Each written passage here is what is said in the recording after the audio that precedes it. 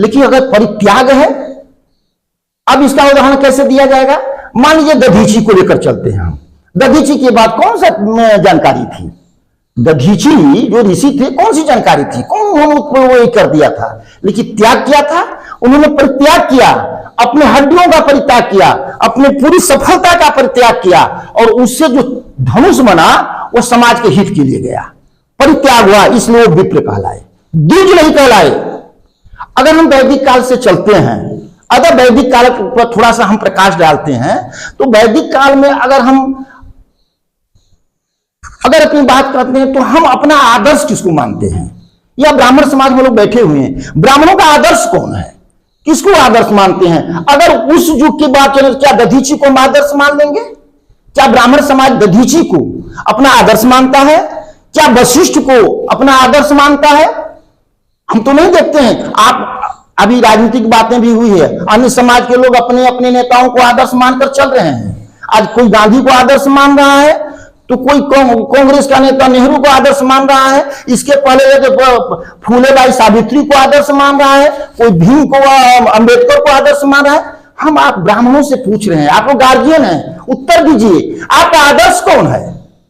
किसके आदर्श, किस समाज के उस ऐसे व्यक्ति महापुरुष का नाम बताइए जिसके आदर्श को लेकर के, जिसके जीवन को लेकर के हम ब्राह्मण समाज में जाकर कहें कि मेरे पूर्वज हैं, उन्होंने ये काम किया। क्या आप उस दधीची को आदर्श मानते हैं? क्या वो राजपुरोहित वशिष्ठ को आदर्श मानते हैं? अगर राजपुरोहित से आगे बढ़ते हैं तो क्या परशुराम को आदर्श मानते हैं? अगर परशुराम के बाद चलते हैं, अगर द्वापर में आते हैं तो क्या द्रोणाचार्य को आदर्श मानते हैं? क्या द्रोणाचार्य के बाद कृपाचार्य को आदर्श मानते हैं? उसके बाद यदि आप आगे चलते हैं और वर्तमान परिप्रेक्ष्य में आते हैं तो क्या चाणक्य को आदर्श मानते हैं? चाणक्य के बाद यदि आप चलते हैं तो आपका आदर्श कौन होता है? अगर वर्तमान भारतीय परिवेश में देखा जाए और भारत स्वतंत्रता आंदोलन से पहले की पृष्ठभूमि को देखा जाए तो क्या बाल गंगाधर तिलक को आदर्श मानते हैं? क्या मदन मोहन मालवीय को आदर्श मानते हैं? आपके समाज में ऐसे महापुरुष हैं, लेकिन आपने, मैं यहाँ ब्राह्मण समाज, मैं आलोचना नहीं कर रहा हूं, हम ब्राह्मण समाज यहाँ बैठे लेकिन अपनी किसी आदर्श महापुरुष को लेकर के नहीं चल रहे हैं। क्या तब प्रश्न उठता है कि क्या मदन मोहन मालवीय आपके आदर्श नहीं है? सिर्फ कहने के लिए है। अगर मदन मोहन मालवीय के बाद आप चलते हैं स्वतंत्रता आंदोलन में, क्या आंदोलन में चलेंगे तो क्या आप चंद्रशेखर आजाद को आदर्श मानते हैं? अगर उसके बाद चलते तो मंगल पांडे को आदर्श मानते। चंद्रशेखर आजाद के पहले अगर स्वतंत्रता की लड़ाई लड़ा तो पहला ब्राह्मण समाज का व्यक्ति था मंगल पांडे, क्या उनको आदर्श मानते हैं?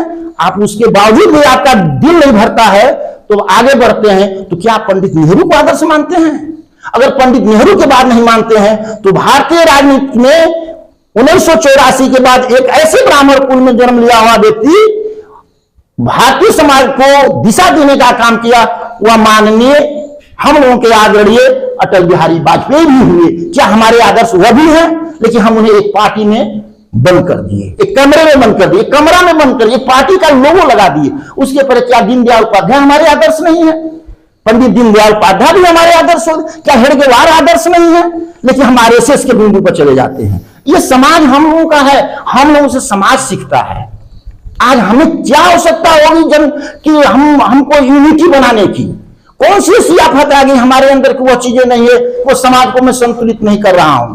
है इसलिए है कि हम जी रहे हैं लोकतंत्र में, बात कर रहे हैं वैदिक पीरियड की। अपने अनुसार हम लोग को परिवर्तन करना होगा। अब तो यहां युवा पीढ़ी नहीं है, आप लोग हैं, आप लोग अपनी आयु का जीजिए, हम लोगों के कंधे पर है। माननीय, मैं अपना परिचय बता दूं थोड़े समय के लिए कि मैं 1996 में छात्र संघ का मैं वाइस प्रेसिडेंट बना था। तब से यह बात मेरे मन में उद्वेलित होती है। जब छात्र संघ में गया, हम लोग भी गरीब के लड़के हैं, किसान के बच्चे हैं। हमारे माता पिता जो है, नहीं हम नहीं कहते हमारे पिता माता पिता ज्योतिषाचार्य से, कर्मकांड से बहुत दूरी बनाकर रखे थे। लेकिन जब हम लोग पढ़कर जब वहां गए, यूनिवर्सिटी में गए, तो देखे हमको यह एहसास हुआ, हम जिस कर्म कांड को लेकर के चले और कर्म कांड तक अपने आप को सीमित रख लिए, क्या यह हमारा दोष नहीं है? यह भी हमारा दोष है। हम अब स्वतंत्र भारत में रह रहे हैं, हम लोकतंत्र में रह रहे हैं। सही बात कहा। यह बात कही गई कहीं और से कि राजा